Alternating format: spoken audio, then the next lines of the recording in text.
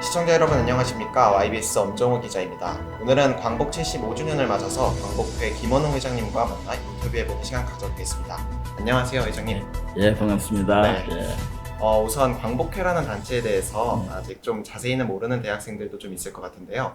실례지만 광복회 단체에 대해서 좀 간단하게 소개 부탁드리겠습니다. 예. 우리나라의 독립을 위해서 희생하신 분들, 네. 안중근 의사, 그럼 안중근 의사의 후손이 있을 거예요. 네. 그다음에 윤봉길 의사 후손, 이런 독립운동가들이 후손이 전국에 8,100명이 모여 있는 단체가 광복회입니다. 네. 또 최근에는 또 49년 6월 6일에 반민특위 습격 사건이라든지 그런 친일 잔재에 대해서 좀 비판 의식을 많이 가지신 예. 걸로 알고 있습니다. 우리 대한민국의 해방 이후 75년간 네.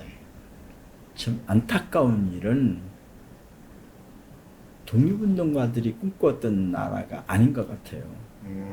그 이유가 오히려 독립군을 토벌하던 사람들이 네. 일제 얍잡하면서 동족을 괴롭힌 사람이 대통령이 되고 국무총리가 되고 국회의원이 되고 막 이런 나라, 육군 참모총장이 되고 막 이런 나라는 아니잖아요. 네.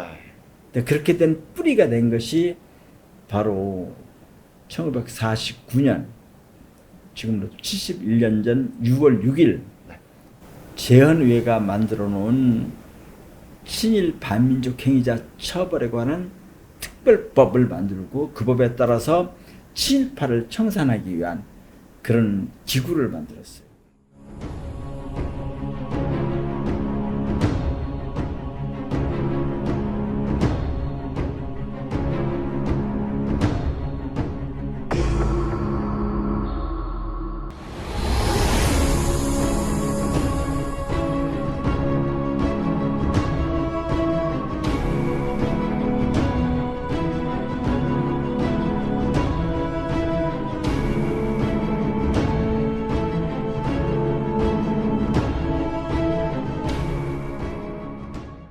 우리 민족 정기가 짓밟힌 날이다. 그리고 가슴 아프고 슬픈 날이다. 그날로부터 이 대한민국은 친일이 나라, 친일파를 의한 나라, 친일파를 위한 나라로 이렇게 변신되었고, 민족주의자들은 전부 다 숨어 지내고 탄압받고, 독립운동한 사람들은 탄압받고 순환받고 생명의 위협을 받고, 친일파들은 활개치고 다니는 그런 날이 시작되었다. 그래서 그날을 우리가 잊어서는 안 된다 하는 것을 좀 국민들에게 좀 알리고, 우리도 잊지 않다기보다는 다짐을 하기 위해서 우리가 인간 띠입기, 광복 교원들이 가서 인간 띠입기 운동을 6월 6일 했습니다. 네. 그 말씀해 주신 것처럼 그때 당시 청산하지 못했던 친일 세력이라든지 그런 문제가 여전히 잔존해 있는 게 사실인 것 같고, 사실 그거에 대해서 또 가장 비판받는 것 중에 하나가 국립현충원에 매장된 반민족 행위자들입니다.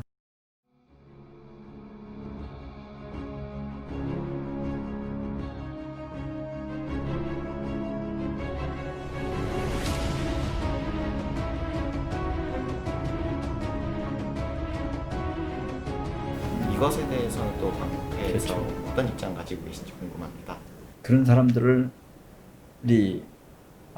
거기 묻혀 있잖아요. 근데 그런 걸 알면, 그걸 많은 국민들이 알면은, 전 국립묘지나 어디 행사 때 8.15 행사든지 학교에서 행사를 하면 순국선열과 묵념하잖아요. 네.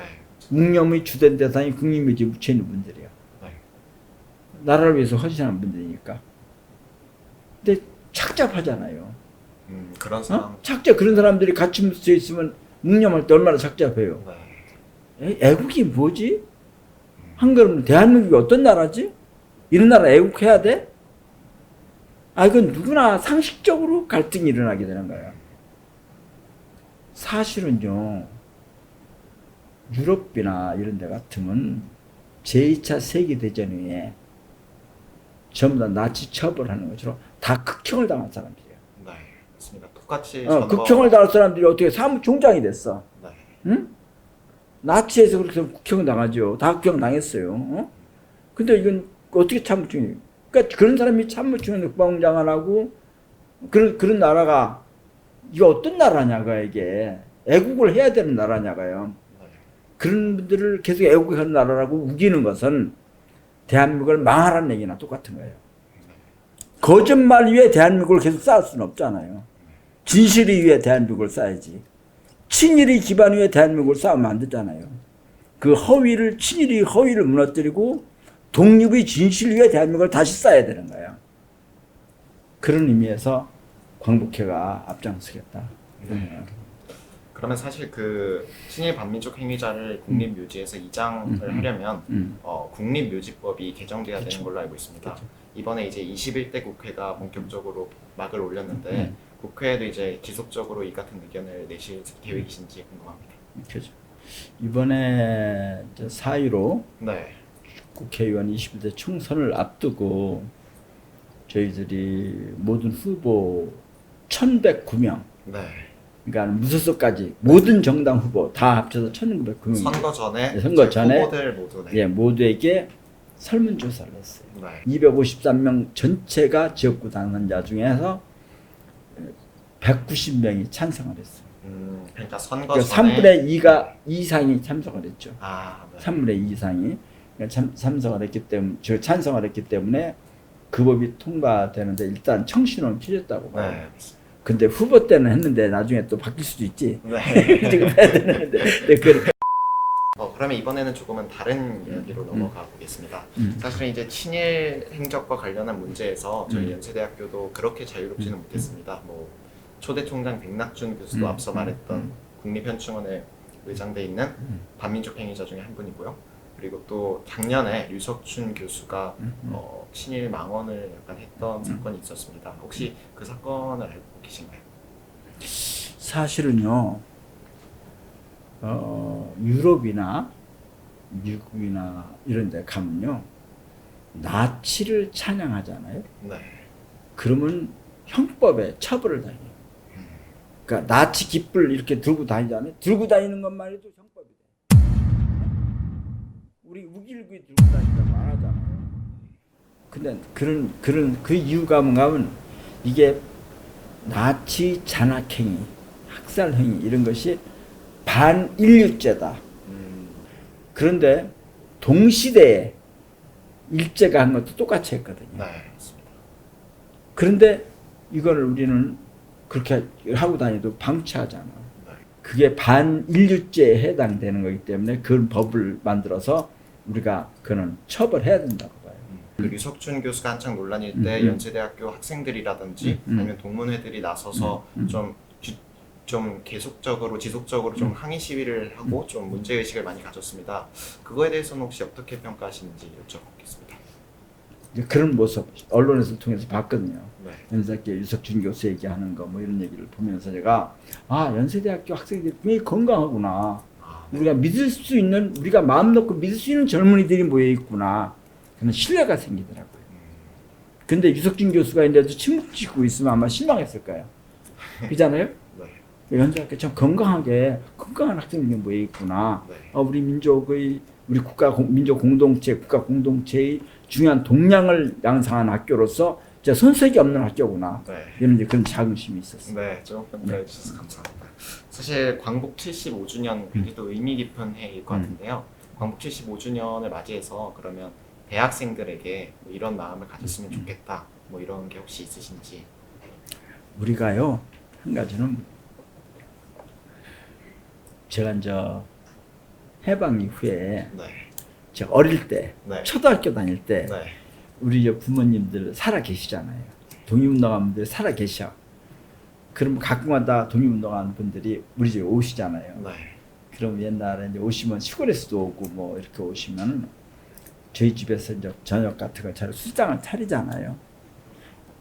그럴 때 저는 이제 심부름 다니는 거예요. 막걸리 사러 동네 다니는 거죠. 막걸리 사가 동네 이제 이렇게 양주장 가서 주인자 가서 막걸리 사오고 네. 담배 심부름하고 그러니까 어른들 대화에는 못 끼죠. 네. 못 끼는데 근데 그럼인데 제가 그때 어른들끼리 하는 얘기를 이렇게 그냥 흘러들어가면 들은 게 있잖아요. 궁금한 게. 네. 근데 호기심이 많을 테니까 무슨 얘기를 하시는가 하면 8.15가 되면 다가올 때인가 봐. 그때가 8.15가 광복절 행사에 참석하고 싶지가 않대.